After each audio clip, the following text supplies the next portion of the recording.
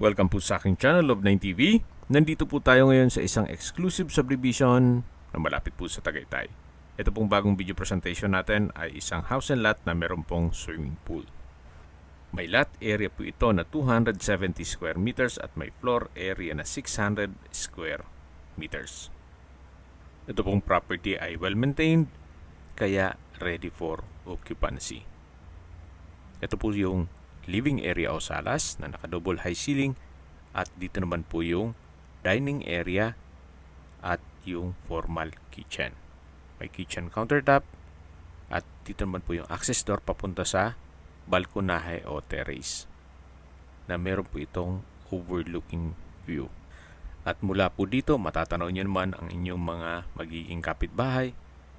At tunghayin nyo po itong kapaligiran, napakaliwalas, tahimik ang lugar at sariwa po ang hangin. Balik po ulit tayo dito sa loob. Ito po ulit yung dining area. Dun po yung kitchen at dito naman po yung living area o salas. Yan po yung hagdan papunta sa second floor at ito naman po yung papunta sa basement. Ito po palang subdivision ay kompleto din po ang amenities kaya ng clubhouse, park and playground, basketball court, swimming pool at marami po pong iba. Meron din pong 24 hours security. Nandito na po tayo sa swimming pool. Meron po itong glass wall and window, may jacuzzi. At kung sakali man po na ma-acquire nyo ito, pwede nyo na po itong ipasok sa Airbnb para maging income generating. Ito naman po yung another street access. Bali po dalawa yung street access ito.